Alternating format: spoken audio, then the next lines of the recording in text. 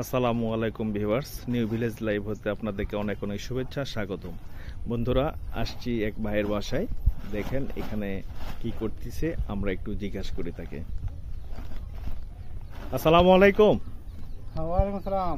ভাই কেমন আছেন? হ্যাঁ, আলহামদুলিল্লাহ ভাই, ভালো আছি। কি করতেছেন ভাই এখানে? এই তো বস্তায় আদা লাগার কার্যক্রম করতেছি। মাটি মিক্স করলাম।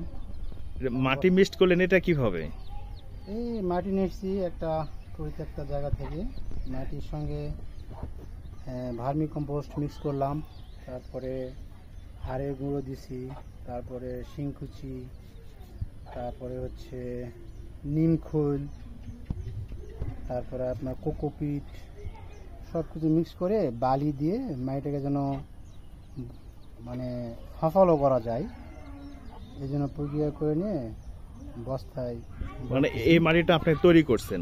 তৈরি করছি। এই মাটিটা তৈরি হয়ে গেছে, এরপরে আপনি বস্তায় প্যাকেট করবেন? হ্যাঁ, বস্তায় প্যাকেট করবো। বস্তায় প্যাকেট করে ও, আপনি এভাবে মাটি তৈরি করছেন না? এর ভিতরে আপনার কম্পোস্ট সবকিছু দেওয়া আছে? হ্যাঁ, সব কিছু দেওয়া আছে।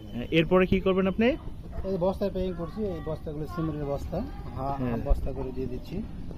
এই বস্তায় আপনি আদাটা কিভাবে দিবেন একটু দেখায় দেন। আদাটা এই যে একটা বড়শি, এখানে একটা দিব আদার এখানে একটা, তিনটা।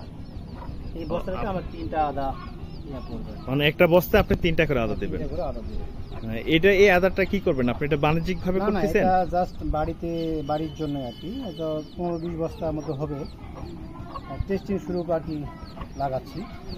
এটা যা হয় বাড়িতে খাওয়া হবে আর কি। মানে আপনি এটা নতুন করতেছেন? হ্যাঁ, নতুন। মানে এটা আপনি কিভাবে বুঝলেন যে বস্তায় আদা সম্ভব কিনা? এটা অনেকেই করতেছে আমার এলাকায়, আমি তার দেখা দেখি আর কি। যাক, আলহামদুলিল্লাহ। অবশ্য নিঃসন্দেহে একটা ভালো কাজ যে আপনি যদি এটা তৈরি করে নিজের বাইরে চাহিদা মেটাতে পারেন, অবশ্যই এটা ভালো। আর কি কি আছে আপনাদের এখানে? আমার আরো বাড়ির ছাদ বাগান আছে এবং বাড়ির সাইডে ড্রাগন ও কমলার গাছ আছে, এগুলোতে। আচ্ছা, ঠিক আছে ভাই, আমরা পর্যায়ক্রমে তাহলে আপনার ছাদ বাগান এবং অন্যান্য বাগানগুলো দেখবো। আচ্ছা ভাই, তাহলে আজকে ভালো থাকেন। আসসালামু আলাইকুম।